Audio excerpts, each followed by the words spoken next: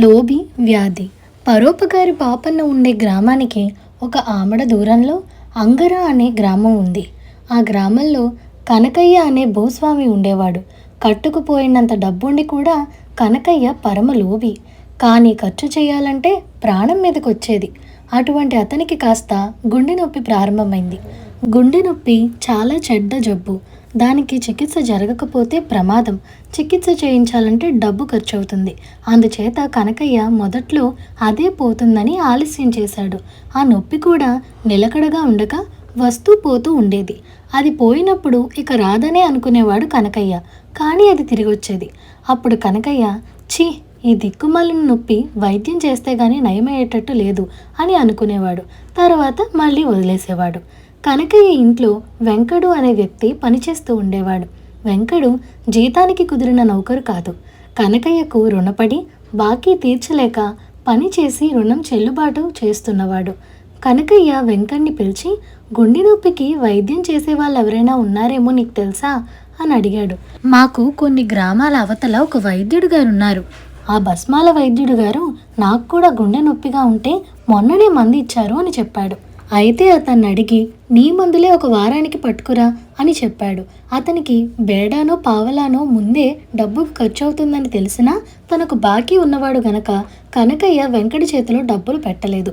చెప్పిన ప్రకారమే వెంకడు తనకు ఇచ్చే మందులోనే కొంత తెచ్చి కనకయ్యకు ఇచ్చాడు. కనకయ్య దాన్ని పొదుపుగా కొంచెం కొంచెమే తీసుకుంటూ వచ్చాడు. కానీ నొప్పి తగ్గలేదు. మందు కాస్త అయిపోయింది.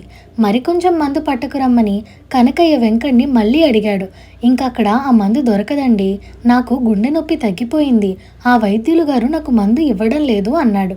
అయితే ఆ వైద్యుడు ఎక్కడ ఉంటాడో, ఏ విధంగా మందిస్తాడో వివరంగా తెలుసుకునిరా అన్నాడు కనకయ్య. వెంకడు మర్నాడు వచ్చి పూర్తిగా వివరాలన్నీ చెప్పాడు.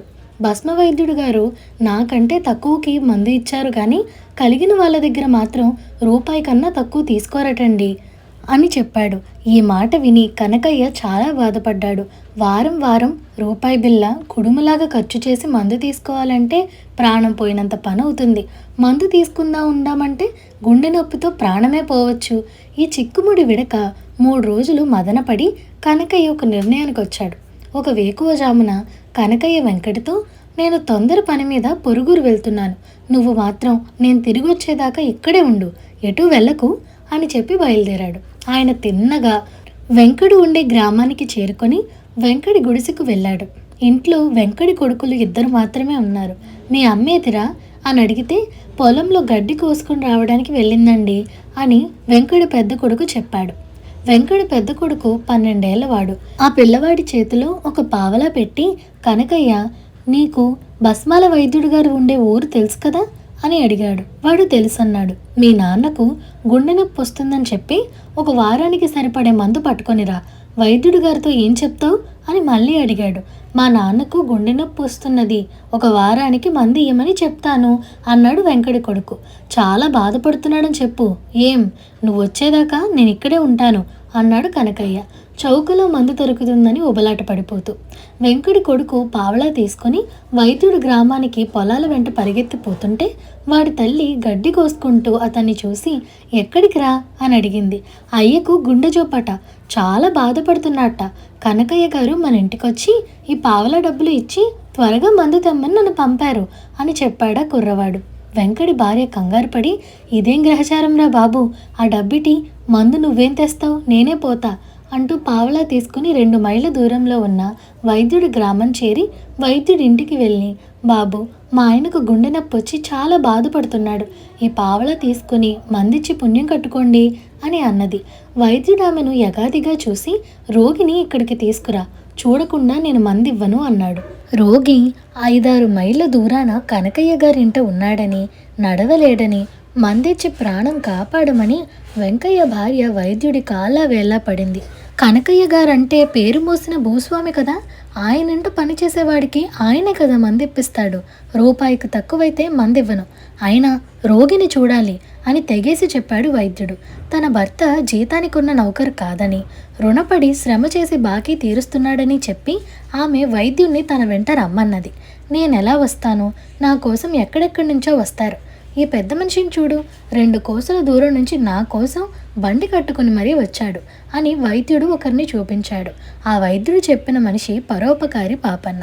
అతను జరిగిందంతా చూస్తూనే ఉండి వెంకటి భార్యతో, నా బండి మీద రామ్మ, నీ భర్తను తీసుకొద్దాం, వైద్యుడు గారు చూసి మందిస్తారు అని చెప్పాడు.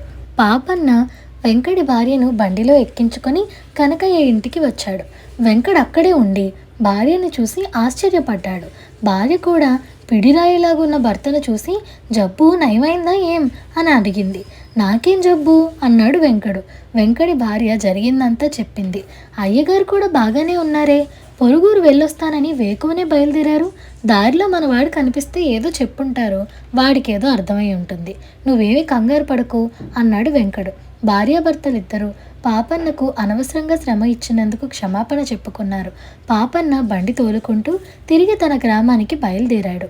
ఈ లోపల వెంకటి గుడిసెలో వేచి ఉన్న కనకయ్య వెంకటి కొడుకు తిరిగి రావడం చూసి, ఏంరా మందేది, అప్పుడే వచ్చావేంటి అని అన్నాడు.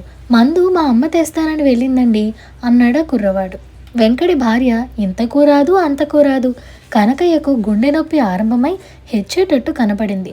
ఆయన వెళుతున్నానని కుర్రాడికి చెప్పి వైద్యుడి గ్రామం కేసి నడక సాగించాడు. దారిలో వెంకటి భార్య మందుతో ఎదురు వస్తుందని ఆయన ఆశ. ఒకవేళ ఆమె రాకపోతే తాను వైద్యుడి దగ్గరికి వెళ్ళవలసి వస్తుంది. తనను చూసి ధనికుడు అనుకుని వైద్యుడు మందుకు డబ్బు ఎక్కువ అడుగుతాడని భయంతో తన చేతికి ఉన్న ఉంగరాలు, డబ్బు, చొక్కా అంతా తీసి మూట కట్టుకున్నాడు. అది పట్టుకుని రెండో చేత్తో గుండెను అదిమి పట్టుకుని నడుస్తూ దారిలో ఒక చోట స్పృహ తప్పి పడిపోయాడు. బండిని తోలుకుంటూ అటుగా వచ్చిన పాపన్న ఆయనను చూసి బండాపి ఆయన ముఖాన ఇన్ని నీళ్లు చల్లి స్పృహ తెప్పించాడు. కళ్ళు తెరుస్తూనే కనకయ్య, మందు తెచ్చావా అమ్మా అని అడిగాడు.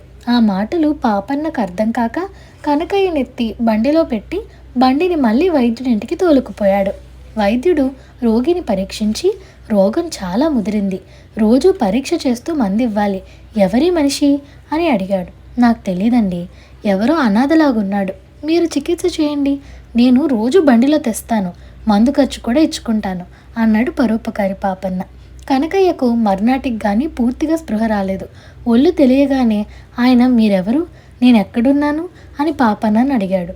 క్షేమమైన చోటనే ఉన్నావు, నీకేం భయం లేదు, నువ్వెవరు, నీ పేరేంటి అని పాపన్న అడిగాడు. నా పేరుతో ఏం పనిలేండి, ఎవడో దిక్కులేని వాణ్ణి, నా మూటేది అన్నాడు కనకయ్య. నీ మూట భద్రంగానే ఉంది, వారం రోజుల పాటు కుదురుగా ఉండి మందు తీసుకుంటే ఆ తర్వాత నువ్వు స్వేచ్ఛగా నీకు ఇష్టం వచ్చినట్టు తిరగచ్చు అన్నాడు పాపన్న. కనకయ్య పారిపోతాడన్న అనుమానం తగిలి అలాంటి పని జరగకుండా కట్టుదిట్టాలు చేశాడు. అక్కడ కనకయ్య కుటుంబానికి కనకయ్య ఏమైపోయింది తెలియరాలేదు. వాళ్ళు ఆరాలు తీయగా చివరకు పాపన్న ఇంట్లో కనకయ్య దొరికాడు.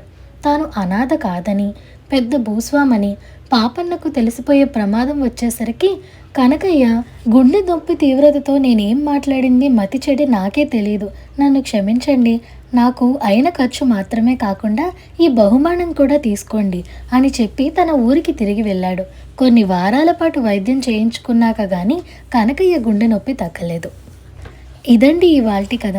ఈ కథ మీకు ఎలా అనిపించిందో మాకు కామెంట్ సెక్షన్లో చెప్పండి. అలాగే మీకు ఈ వీడియో నచ్చినట్లయితే like, share, subscribe to Priya stories Telugu. Thank you for watching.